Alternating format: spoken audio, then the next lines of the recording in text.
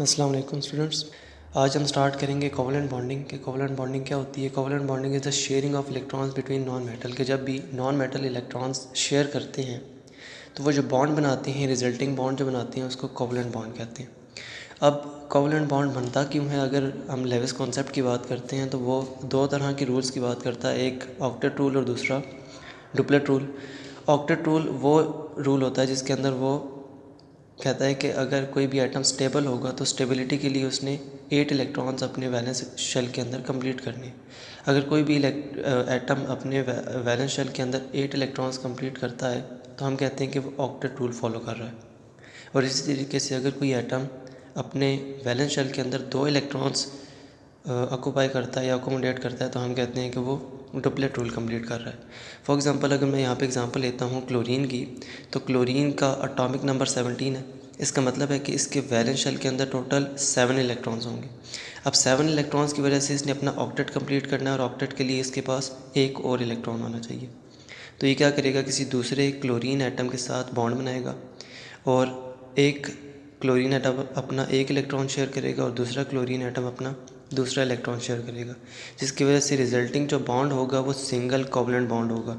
इसी तरीके से जब कोई दूसरा एटम 2 इलेक्ट्रॉन पेयर शेयर करता है तो वो जो बॉन्ड बनाता है वो डबल कोवलेंट बॉन्ड है। और अगर 3 इलेक्ट्रॉन पेयर शेयर होते हैं तो हम कहते हैं कि ये ट्रिपल कोवलेंट बॉन्ड बन रहा है। अच्छा, इसके बाद अगला कॉन्सेप्ट आता है क्वाड्रिपल कोवलेंट बॉन्ड का। क्वाड्रिपल कोवलेंट बॉन्ड क्या होता है? ऐसा बॉन्ड जिसके अंदर 4 इलेक्ट्रॉन पेयर्स शेयर हो रहे होते हैं, जिसके अंदर 4 इलेक्ट्रॉन पेयर्स अगर शेयर होंगे तो हम कहते हैं कि ये क्वाड्रिपल कोवलेंट बॉन्ड है। अब जो क्वाड्रिपल कोवलेंट बॉन्ड बनता है वो रेयर है। रेयर क्यों है? इस वजह से कि अगर मैं सिंगल कोवलेंट बॉन्ड की की बात करूँगा तो ये जितने भी कोवलेंट बॉन्ड्स हैं ये तमाम के तमाम डायरेक्शनल हैं। अब डायरेक्शनल का क्या मतलब है? अगर मैं डायमेंशंस की बात करता हूँ तो हमारे पास 3 तरह की डायमेंशंस होती हैं, एक्स डायमेंशन, वाई डायमेंशन और जी डायमेंशन। इसका मतलब है अगर सिंगल कोवलेंट बॉन्ड है या तो फिर वो एक्स डायमेंशन पे बनेगा या वाई डायमेंशन पे बनेगा या जी डायमेंशन पे बनेगा। इसी तरीके से अगर डबल कोवलेंट बॉन्ड है तो वो 2 डायमेंशन इस्तेमाल करेगा, जैसे एक्स वाई है या एक्स जी है या वाई जी है। इसी तरीके से जो ट्रिपल कोवलेंट बॉन्ड है वो या तो फिर इन तीनों डायमेंशंस को इस्तेमाल करके अपने 3 बॉन्ड्स बनाएगा। लेकिन जो क्वाड्रिपल कोवलेंट बॉन्ड है इसको 4 डायरेक्शंस चाहिए, यानी 4 डायमेंशंस चाहिए, लेकिन हमारे पास सिर्फ और सिर्फ 3 डायमेंशंस अवेलेबल हैं। इसीलिए ये बॉन्ड जो है वो रेयर होता है, ये बॉन्ड ज़्यादा नहीं बनता। अब जो कंपाउंड ये बॉन्ड बनाते हैं वो C2 मॉलिक्यूल यानी कार्बन किसी दूसरे कार्बन एटम के साथ अपने 4 बॉन्ड्स बनाएगा। अब ये जो 4 बॉन्ड्स बन रहे हैं इसमें कार्बन की अगर देखी जाए तो इसके पास टोटल 4 अनपेयर्ड इलेक्ट्रॉन्स होते हैं। अब इन 4 अनपेयर्ड इलेक्ट्रॉन्स की वजह से कार्बन किसी दूसरे कार्बन एटम के साथ 4 बॉन्ड बनाता है और रिजल्टिंग जो मॉलिक्यूल होता है वो कौन सा होगा? वो C2 मॉलिक्यूल होगा।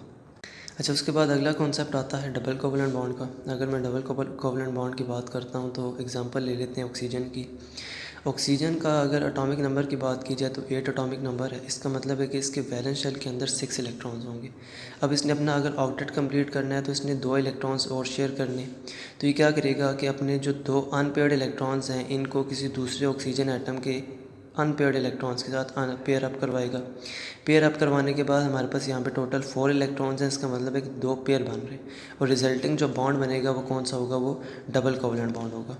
उसके बाद आगे आ जाता है ट्रिपल कोवलेंट बॉन्ड। इसमें हम एग्जांपल लेते हैं नाइट्रोजन की, और नाइट्रोजन का अगर एटॉमिक नंबर देखा जाए तो वो 7 है। इसका मतलब है कि इसकी electronic configuration 1s2 2s2 2p3 होगी और इसके वैलेंस शेल के अंदर टोटल 5 इलेक्ट्रॉन्स हैं। अब इसने अपना ऑक्टेट कंप्लीट करने के लिए 3 और इलेक्ट्रॉन्स जो हैं वो अकोमोडेट करने या शेयर करने।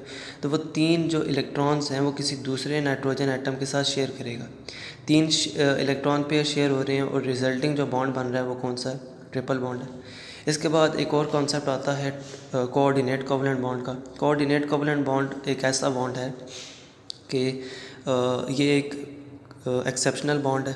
एक्सेप्शनल बॉन्ड का मतलब ये है कि बहुत कम मॉलिक्यूल्स जो हैं वो ये एटम्स जो है ये कोवलेंट बॉन्ड बनाते हैं। फॉर एग्जांपल मेरे पास यहाँ पे कार्बन मोनोऑक्साइड का मॉलिक्यूल है। अब कार्बन मोनोऑक्साइड के मॉलिक्यूल का अगर मैं स्ट्रक्चर बनाता हूँ तो मेरे पास इसका स्ट्रक्चर इस तरीके से बनेगा, यानी इसमें एक कार्बन है और उसके साथ 3 बॉन्ड बना रहा है ऑक्सीजन। लेकिन यहाँ पे मुझे पता है कि ऑक्सीजन की जो वैलेंसी है वो 6 की है। इसका मतलब है कि इसके आखिरी शेल के अंदर 6 इलेक्ट्रॉन्स हैं और इसने 2 इलेक्ट्रॉन्स जो हैं वो और दो इलेक्ट्रॉन जो है वो शेयर करने। लेकिन अगर मैं कार्बन को देखता हूँ तो कार्बन के पास टोटल 4 इलेक्ट्रॉन्स की वैलेंसी है, यानी इसके पास 4 इलेक्ट्रॉन्स अनपेयर्ड हैं। तो इसने 4 इलेक्ट्रॉन्स जो अनपेयर्ड हैं उनको पेयर अप करना है बाय शेयरिंग इलेक्ट्रॉन्स। लेकिन ऑक्सीजन ने क्योंकि 2 बॉन्ड बनाने हैं, तो जो तीसरा बॉन्ड बनेगा वो कोऑर्डिनेट कोवलेंट बॉन्ड होगा।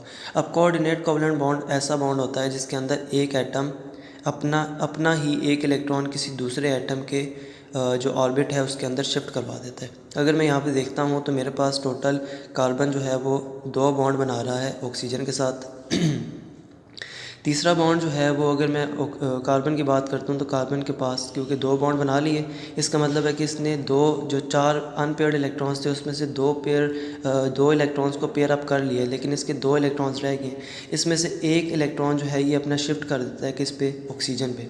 जब अपना एक इलेक्ट्रॉन ऑक्सीजन पे शिफ्ट करेगा तो इलेक्ट्रॉन शिफ्ट करने की वजह से इसका जो अनपेयर्ड इलेक्ट्रॉन है वो इसके शिफ्टेड इलेक्ट्रॉन्स के साथ पेयर अप हो जाता है, जिसकी वजह से रिजल्टिंग जो बॉन्ड बनता है वो एक सिंगल बॉन्ड होगा, या उसको हम कहते हैं कि वो कोऑर्डिनेट कोवलेंट बॉन्ड है। इस तरीके से ये कोऑर्डिनेट कोवलेंट बॉन्ड जो है वो बनता है।